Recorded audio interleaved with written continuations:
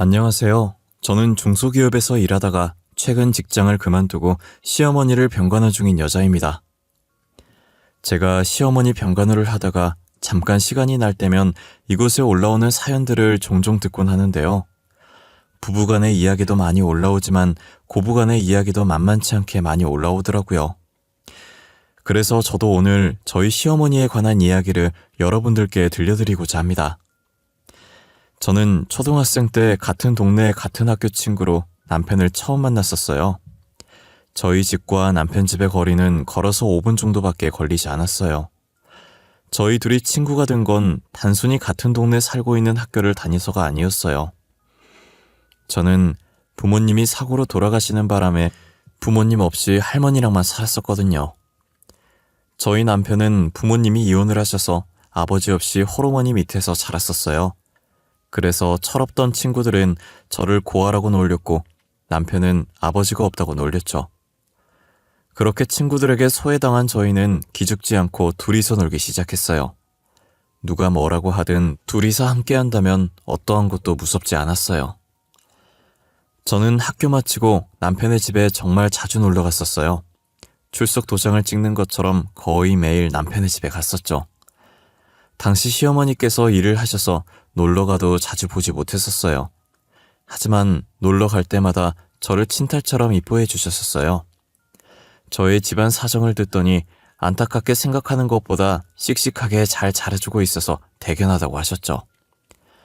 저는 늘 부모님 얘기하면 불쌍하다고 안타까운 시선으로 저를 쳐다보는 사람들만 보다가 대견하다고 해주는 분을 처음 보니 새로운 감정이 느껴지더라고요. 시어머니께 저희 친어머니 같은 포근함과 따뜻함이 느껴졌어요. 남편 집에서 놀다 가는 날이면 늘 양손 가득 음식을 들고 집으로 갔어요. 집 가서 할머니랑 먹으라고 늘 시어머니께서 음식을 바리바리 싸주셨거든요. 그리고 항상 자기 아들이랑 잘 놀아줘서 고맙다고 하셨었어요. 남편과 저는 중학생 때까진 같은 학교를 다니며 재미나게 학교 생활을 했었어요.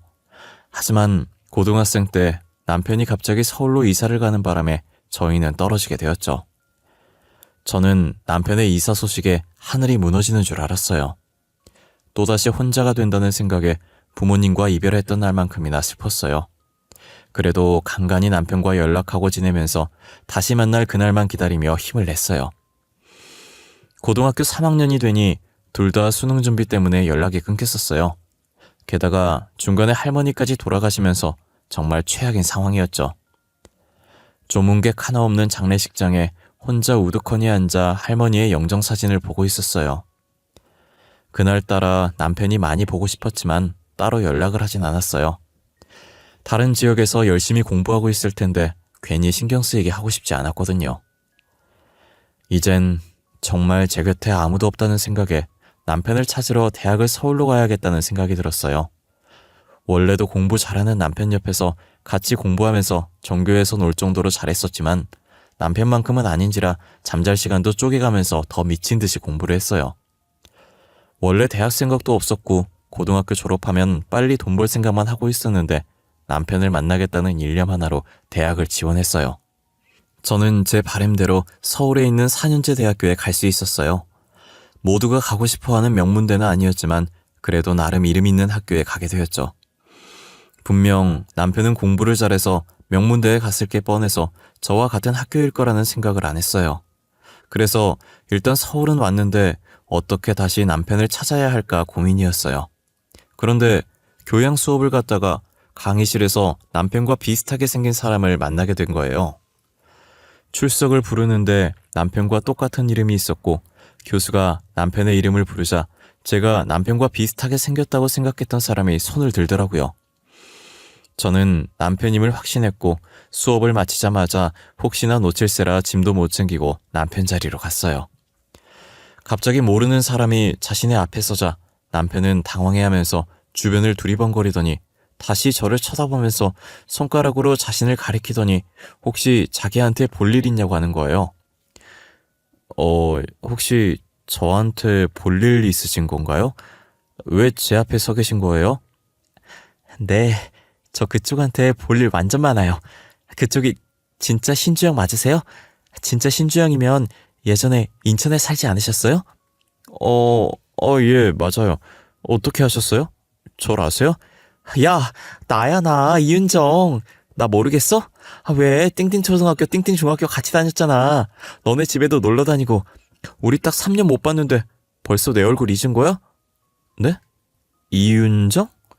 그쪽이 진짜 이윤정이라고요? 아, 거짓말 치지 마세요. 제가 아는 이윤정은 이렇게 키가 크지 않았어요. 통통하고 작고 귀여웠는데. 야, 나도 중학교 내내 키가 안 자라서 성장판 다친 줄 알았거든. 근데 고등학교 가서 갑자기 살이 빠지더니 그게 다 키로 가더라. 그럼 그쪽이 진짜 이윤정이라고? 고작 3년 사이에 이렇게 변하다니. 야, 너 너무 많이 바뀐 거 아니야? 내 허리까지밖에 안 오던 게. 야, 허리는 좀 오버 아니냐? 초등학생도 아니고. 하여튼 진짜 오랜만이다. 나도 명문대 간 줄 알았는데 너 찾으려고 내가 서울까지 대학 온 거잖아. 저는 예상치 못한 곳에서 남편을 찾았다는 생각에 그간 있었던 이야기를 다 토해냈어요. 남편은 다음 강이 있을지도 모르니 여기서 이러지 말고 카페라도 가자고 하더라고요. 저는 반가운 나머지 강의실인 것도 잊었고 급하게 짐을 챙겨서 남편 뒤를 따라다녔었어요. 카페에서 3년간 어떻게 지냈는지 이야기했고 저희 할머니 소식도 전했죠. 남편은 장례식장 못 가서 미안하다고 다음에 할머니 모신 곳으로 데리고 가달라고 하길래 시간 날 때 같이 가자고 할머니도 남편 안부 궁금해한다고 전해줬어요. 분위기가 너무 숙연해지길래 바꿔보려고 대학교 왜 여기에 왔냐고 물었죠. 원래는 명문대 가려고 했는데 명문대 갔다고 다 취업이 잘 되는 게 아니라서 안 갔다고 하더라고요. 지금 학교도 나름 이름 있는 학교였고 교수님들 인맥이 좋아서 취업이 잘 된다고 해서 왔대요. 남편도 대학 다니면서 혹시나 제가 서울로 대학을 오지 않을까 싶었대요. 같은 학교 다니게 될 줄은 저희 둘 다 상상도 못했었지만요. 저희는 학교를 다니면서 예전에 재밌게 놀았던 과거 이야기를 종종 하곤 했었는데 그러다가 중학생 때부터 서로에게 마음이 있었다는 걸 알게 되었어요. 하지만 연인이었다가 헤어지면 친구 사이도 끝이 되는 거니 서로 주저하고 있었던 거죠. 여전히 서로를 그리워하고 있었고 이렇게 다시 만난 건 운명이라는 생각에 사귀게 되었어요. 연애하는 동안에 남편 집에 자주 놀러 갔었는데 시어머니께서는 여전히 다정하셨어요. 저를 보자마자 자신이 알고 있던 그 아이가 맞냐며 오랜만이라고 따뜻하게 안아주시더니 엄청 작을 때 만났던 것 같은데 언제 이렇게 커서 숙녀가 됐냐면서 놀라시더라고요. 너 윤정이 맞니? 너 진짜 이만했던 애 맞아? 어머어머, 너 언제 이렇게 컸어? 아유, 너무 오랜만이다. 애가 숙녀가 되어서 돌아왔네, 응? 살도 쫙 빠지고. 너무 이쁘다. 어머님도 여전하시네요. 저 어머님 품 너무 그리웠어요. 그때나 지금이나 어머님 품은 따뜻하네요. 잘 지내셨어요? 아유, 잘 지냈지 당연히. 에휴, 기집애 맨날 아줌마라고 하더니 어쩐 일로 어머님이래? 이제 성인 됐다고 호칭도 어른스럽게 바꿔버린 거야? 아, 어머님, 저 사실 주영이랑 만나고 있어요. 사귄 지 좀 됐는데 주영이가 아직 그것까진 말 안 했나 보네요. 어머, 정말이니? 진짜 둘이 사귀는 거야? 아우, 난 오늘 처음 듣는 얘기인데. 우리 아들이 쑥스러워서 얘기 안 했나 보네. 잘 됐다, 응? 잘 어울려. 아, 맞다. 할머님은 잘 지내시지? 할머니, 작년에 돌아가셨었어요. 아무래도 저희 아빠가 늦둥이였어서 나이 많으셨잖아요. 자면서 편하게 눈 감으셨어요. 그래도 아프지 않고 가셔서 다행이죠. 아유, 그랬구나. 알았으면 우리가 장례식 갔을 텐데 미안해. 시어머니는 저희 할머니 소식에 남편과 똑같은 반응을 보였어요. 저는 괜찮다고 다음에 다 같이 할머니 보러 가자고 했어요. 시어머니는 이제 정말 혼자 남은 제게 자기 집이라고 생각하고 편하게 지내라고 하셨어요. 당시 제가 기숙사 생활을 했었는데 다음 학기부터는 자신의 집에서 지내고 하시는 거예요. 저는 괜찮다고 했지만 방 하나 남아서 그러는 거라고 부담 갖지 말라고 하시더라고요. 거의 반강제적으로 얼떨결에 남편의 집에서 같이 살게 되었어요. 시어머니께서는 자신을 엄마라고 생각하라며 투정 부리고 싶으면 투정 부려도 되고 엄마가 필요한 순간이면 언제든지 주저하지 말고 자신을 찾아달라고 했어요. 남편도 그래야 어머님 마음이 편하다고 어머님 말대로 친엄마 대하듯 하라더라고요. 제 생각을 끔찍이 하는 시어머니께도 남편에게도 너무 고마웠어요. 당시 남편은 공업과였고 저는 무용과여서 교양 말곤 겹치는 수업이 아무것도 없었지만 교양이라도 같은 수업 듣고 싶어서 무조건 같이 수강 신청을 했었어요. 남편이 군대 가 있는 동안 제가 사고를 당해서 다리 수술을 하는 바람에 무용을 더 이상 할 수 없었어요. 그래도 졸업장을 따야 하기 때문에 성적에 맞게 암흑과나 전과를 냈고 뒤늦게 자격증 공부를 시작했어요. 저는 대학 졸업할 때까지 필요한 자격증들을 따서 중소기업 사무직으로 취업을 했고 남편은 제대를 하고 학교 졸업 후 교수님 추천으로 유명 건설업체 현장직으로 취업을 했어요. 저희는 각자의 직장에서 어느 정도 적응하고 자리를 잡은 뒤에 결혼을 했어요. 시어머니는 저희가 분가를 해서 사는 걸 권유했지만 혼자 남을 시어머니가 걱정됐고 워낙 시어머니께서 제게 잘해주시니 계속 이대로 같이 살고 싶었어요. 분가하라고 해도 안 하는 며느리는 저밖에 없을 것이라면서 별종이라고 혀를 찼어요. 시어머니께서는 합가하는 동안 제게 집안일 한 번 안 시키셨어요. 친딸처럼 생각한다고 하지 않았냐면서 친딸한테 집안일 시키는 부모 봤냐고 밖에서 일하는 것도 힘들 텐데 집에서까지 일하려고 하지 말라시더라고요. 제가 조금이라도 움직이려고 하면 남편을 불러서 저를 방으로 들여보내게 했어요. 아마 시어머니께 이렇게 공주 대접받는 사람은 저밖에 없을 거예요. 제가 딸을 낳은 뒤로는 본인이 직접 집안일에 육아까지 자처해서 도맡아 하셨어요. 제게는 아무 걱정하지 말고 일하고 싶으면 다시 복직해서 일하라고 하시더라고요. 윤정아, 윤주는 내가 볼 테니까 일하고 싶으면 해도 돼. 하고 싶을 때 해야지. 늙으면 일하고 싶어 못해. 어차피 집에만 있으면 심심했었는데 이제 손녀랑 재미나게 놀아봐야겠네. 어머님, 진짜 괜찮으시겠어요? 육아가 쉬운 일이 아니잖아요. 어머님 혼자서는 힘들 거예요. 어머 얘, 나도 애 키워봤다, 응? 나 육아는 너보다 선배야.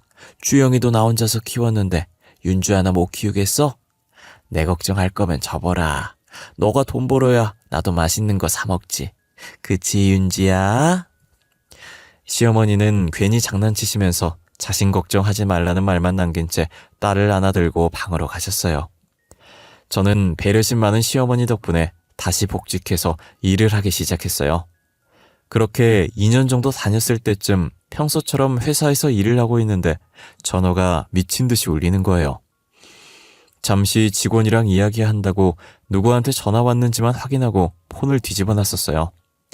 남편한테 온 전화였고 원래 남편이 일하는 시간에는 절대 연락 안 하는 사람인데 그날은 불길하게 낮에 전화가 온 거예요. 연속적으로 전화가 오길래 잠시 직원한테 양해를 구하고 전화를 받았어요. 전화를 받으니 남편 목소리 대신 다급한 여자 목소리가 들리더라고요. 지금 빨리 병원으로 와주셔야겠다고 남편이 위급하다고 하면서요. 저는 그 말에 놀라서 급하게 반차를 쓰고 병원으로 향했어요. 시어머니께서는 먼저 연락을 받으신 건지 저보다 먼저 병원에 도착해 계시더라고요. 도대체 무슨 일이냐고 물었더니 시어머니는 차분한 목소리로 남편이 사고 나서 실려왔다더라고요. 공사 현장 점검차 나갔다가 예상치 못한 사고를 당했다고 하는 거예요. 저는 이미 정신이 반쯤 나가 있는 상태였고 시어머니께서 저를 잡아주고 계셨었어요. 시어머니는 제가 이렇게 정신 나갈 걸 예상하고 자신이라도 정신 붙잡고 있어야 한다고 생각했는지 전혀 아무런 내색 없이 제 옆을 지켜주셨어요. 결국 남편은 끝끝내 눈을 뜨지 못했고 저희 곁을 떠났어요. 제가 남편과 같이 가고 싶어 할 때마다 시어머니께서 저를 붙잡아 주셨고 혹여나 허튼 생각이라도 할까 제 옆에 붙어서 좋은 말만 해주셨어요. 저는 시어머니의 노력으로 다시 일어날 수 있었고 예전처럼 지낼 수 있게 되었어요. 열심히 일도 하고 남편 몫까지 시어머니께 효도했었죠. 남편은 없지만 여전히 시어머니와 딸과 함께 살았죠. 시어머니는 제게도 딸에게도 정말 다정한 시어머니와 할머니가 되어주셨어요. 명줄 짧은 아들 맡겨서 괜히 앞길 창창한 저를 과부로 만들었다고 딸에게는 아빠 없는 아이로 키우게 해서 늘 미안해하셨어요. 아무래도 남편이 어릴 때 아빠 없다고 놀림을 많이 당했던지라 더 그런 것 같았어요. 시어머니는 딸은 자신이 키울 테니 저보고 새 출발하라고 한 적이 있었어요. 저는 절대 그럴 수 없다고 어떻게 그런 말씀을 하시냐고 화를 뗐어요. 저 또한 부모 없는 고아라고 놀림을 당했던지라 절대 딸 혼자 둘 수 없었어요. 부모가 한 명이라도 있는 것도 2명 다 없는 건 정말 천지 차이거든요. 그리고 애초에 제 인생의 남자는 남편뿐이라 생각해서 다른 남자를 만나 결혼할 생각도 없었어요. 저는 딸에게 아빠 같은 엄마가 되어주었고 시어머니는 엄마 같은 할머니가 되어줬어요. 저희는 별탈 없이 세 식구가 화목하게 잘 살고 있었어요. 하지만 저희의 화목한 관계도 몇 년이 가질 않더라고요. 무엇 때문인지 시어머니의 성격이 점점 변해가셨었거든요. 저희 딸이 6살이 되었을 때쯤 생전 저한테 하지 않던 시집살이를 갑자기 시키기 시작하더라고요. 집에 들어오자마자 밥 차려달라고 짜증을 부리시는 건 기본이고 한쪽엔 빨래들이 쌓여있고 주방엔 설거지거리들이 잔뜩 쌓여있더라고요. 저는 한숨을 쉬면서 대충 겉옷만 벗어놓은 뒤 빠르게 시어머니 밥을 차려드리고 빨래와 설거지를 했어요. 시어머니는 국을 한 입 하시더니 그대로 국그릇을 바닥에 집어던지시는 거예요. 너는 이딴 걸 국이라고 끓인 거니? 어쩜 이래도 형편이 없는지? 에이, 이렇게 짜게 해놓으면 나보고 먹으라는 거야, 말라는 거야? 죄송해요 어머니, 제가 금방 새로 간 맞춰서 다시 끓여드릴게요. 에이, 밥은 왜 이렇게 꼬들꼬들한 거야? 생살 씹는 줄 알았네. 가뜩이나 늙어서 이가 시원찮은데 이 나가면 네가 책임질 거야? 밥도 다시 새로 해, 알겠어? 시어머니는 입안에 있던 밥을 뱉더니 식탁에 숟가락을 던지시고 거실로 나가셨어요. 저는 사람이 갑자기 변하면 죽는다는 말이 있듯이 혹시나 몸에 문제가 있는 건 아닌가 싶어서 병원에 모시고 가려고 했으나 자신을 아픈 사람 취급한다고 욕만 먹었어요. 그래도 그간 시어머니께서 제게 잘 해왔기 때문에 이 정도는 참을 수 있다고 생각했어요. 아픈 것만 아니라면 뭐든 괜찮다고 더 투정 부려도 된다고 제 자신을 위안했어요. 솔직히 아들 잃고 정신 안 나가면 이상한 거라고 그때의 충격이 뒤늦게 도진 거라고 생각했죠. 하지만 시어머니는 도를 지나쳐 저희 딸한테까지 막대하기 시작하는 거예요. 웃으면 웃는 게 거슬린다고 난리치고 울면 우는 게 시끄럽다고 난리치셨어요. 할머니를 엄마인 저보다 더 좋아하던 딸이었지만 무서워진 할머니의 모습에 몸을 떨었어요. 이대로 있다간 딸아이의 정신건강에 좋지 않을 것 같아서 시어머니와 따로 살아야겠다는 마음을 먹었죠. 딸아이를 유치원에 보내긴 했었지만 혹시나 어쩌다 하원 시간이 제 퇴근 시간보다 빨라지면 제가 없을 때 딸아이가 시어머니께 무슨 일을 당할지 모르니 불안한 마음에 결국 시댁에 나와서 살았어요. 딸과 저는 1년 동안 아무 문제 없이 잘 살고 있었어요. 하지만 1년이 지나고부터 시어머니께서 계속 딸의 유치원에 계속 나타나서 저희 주변을 맴돌더라고요. 처음엔 제가 많이 둔한 편이라 시어머니께서 저희 주변을 맴돌고 있는지 몰랐어요. 그런데 유치원 선생님께서 저를 살짝 부르더니 말씀해 주시더라고요. 윤주 어머님, 다름이 아니라 예전에 윤주 할머님께서 하원을 도와주셨었잖아요.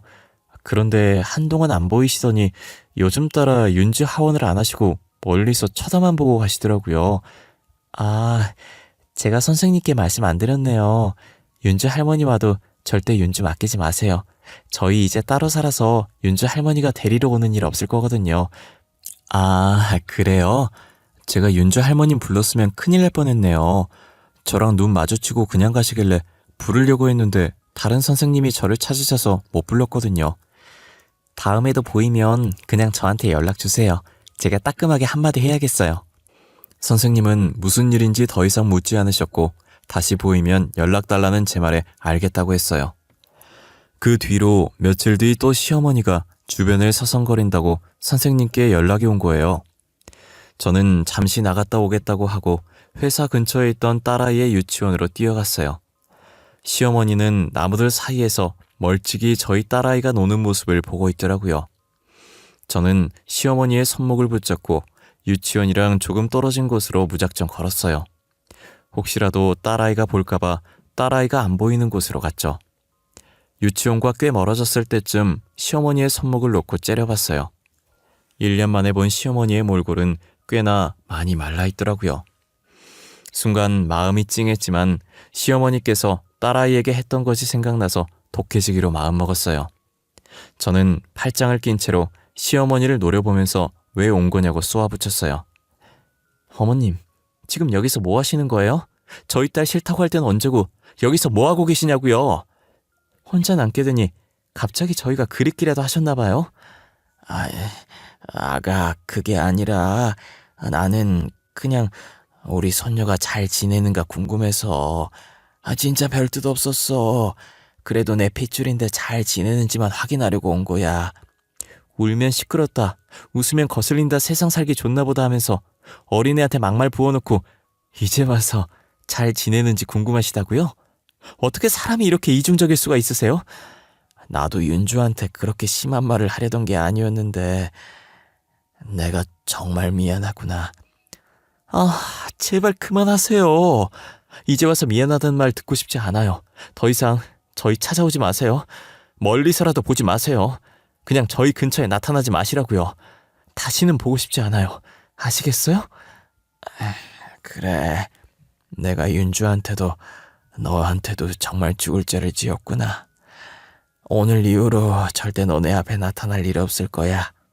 그동안 나랑 사느라 고생 많았고 미안했다. 시어머니는 제게 미안하다는 말과 함께 제 손에 서류 봉투를 하나 쥐어두더니 사라지시더라고요. 봉투 안에 딸아이와 제 명의로 된 통장 하나씩과 편지 하나가 들어있었어요. 딸의 통장은 언제 만들었는지 모르겠지만 제 통장은 예전에 제가 생활비 입금해 줬었던 통장이었어요. 두 통장 안에 돈이 상당히 많이 들어있는 것을 확인했고 저는 급하게 편지를 열어봤어요. 편지의 내용을 보고 저는 뒤늦게 시어머니가 떠난 방향으로 미친 듯이 뛰었지만 이미 시어머니는 사라지신 뒤였어요. 편지 속엔 저와 딸에게 미안하다는 내용이 담겨 있었어요. 알고 보니 시어머니는 간암투병 중이셨고 이식을 하지 않으면 살 수가 없는 상태라고 아는 거예요. 암이 꽤나 많이 퍼져서 일반인의 간을 받을 수 없을 정도고 뇌사자 간을 이식받아야 한다더라고요. 차라리 일반인 간을 받을 수 있다면 제가 드리면 되는데 뇌사자 간은 정말 구하기 힘들어요.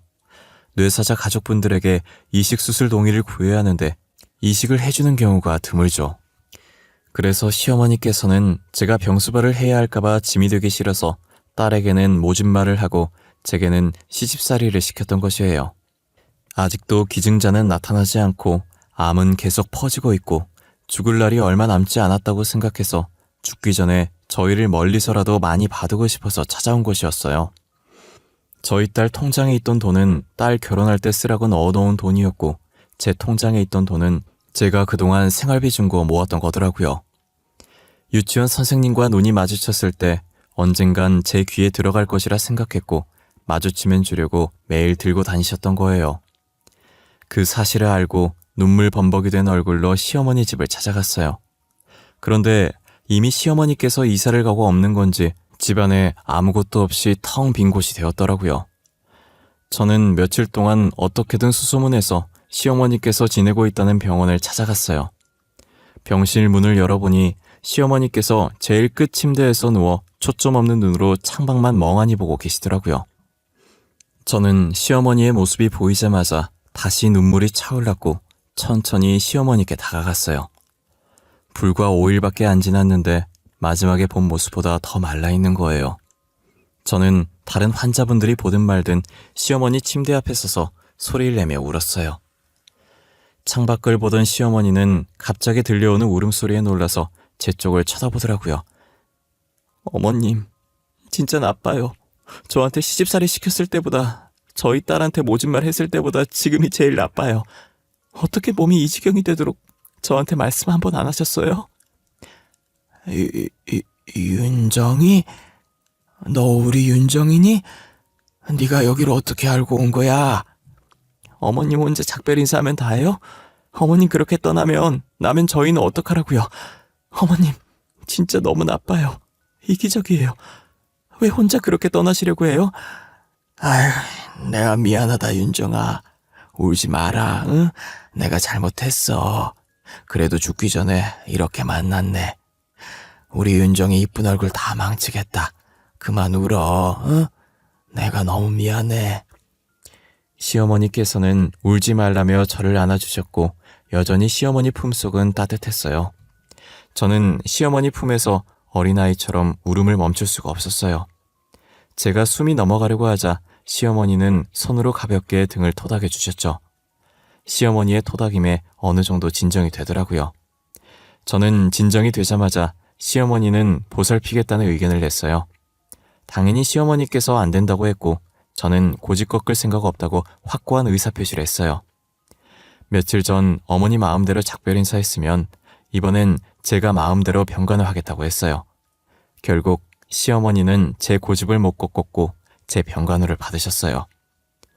끝날 때까지 끝난 게 아니라고 시어머니께 희망의 끈을 놓지 말라고 했어요. 언제 갑자기 기증자가 나타날지 모른다고 항상 좋은 생각만 하자고 했죠. 밥도 든든하게 먹어야 버틴다고 시어머니께서 평소 좋아하던 음식들만 준비해 갔어요. 시어머니는 밥을 반 공기도 못 드셨는데 제가 다 안 먹으면 가려고 하질 않자 억지로 밥 한 공기를 뚝딱 하셨죠. 제가 병간호 한 뒤로 몸에 좋다는 건 다 챙겨 먹이니 시어머니는 조금씩 살이 붙었고 혈색도 좋아졌어요. 저희 딸도 하원하고 와서 유치원에 있었던 일을 시어머니 앞에서 조잘조잘 떠들어요. 처음엔 가기 싫어했는데 할머니 예전 모습으로 다시 돌아왔다고 하니 웃으면서 저를 따라오더라고요. 지금은 시어머니 옆에 붙어서 떨어지려고 하질 않아요. 끝날 때까지 끝난 게 아니다. 이 말이 진짜 맞는 말인 건지 얼마 전 시어머니께서 간을 기증할 분이 나타났다고 하셨어요. 기증자는 뇌사자셨는데 평소 장기 기증에 관심이 많던 분이라 가족들이 그분의 뜻을 따라 기증을 하기로 결정하셨다고 하더라고요. 저희 가족은 종교도 없으면서 기증자가 나타났다는 소식에 신이란 신은 다 불러서 감사하다고 했어요.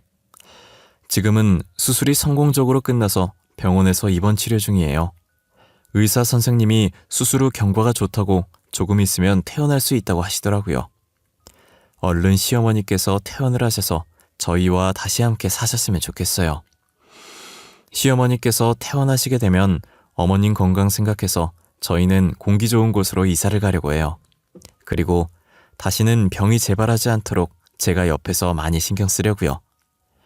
시어머니께서는 그럴 필요 없다고 하셨지만 저는 시어머니와 함께 오래도록 살 생각이라 아무리 반대하셔도 공기 좋은 곳으로 이사를 갈 거예요. 제가 벌써 다 알아보고 미리 봐둔 집도 있거든요. 시어머니께서 살아계시는 동안에 시어머니를 위해서 살려고요. 아무것도 모른 채 시어머니를 떠나보낼 뻔했는데 만약 진짜 그랬으면 엄청 후회했을 거예요. 이렇게 제 옆에 살아계신 걸 감사하고 이 시간들을 소중하게 생각하며 살아가려고요. 제 이야기는 여기까지입니다. 여러분들도 부모님께서 살아계실 때 사랑한다는 말 한 번이라도 더 해주시길 바래요. 떠나고 나서 후회해봤자 아무 소용이 없잖아요. 지금까지 제 이야기 들어주신 모든 분들께 감사하고 늘 건강하시길 바랄게요.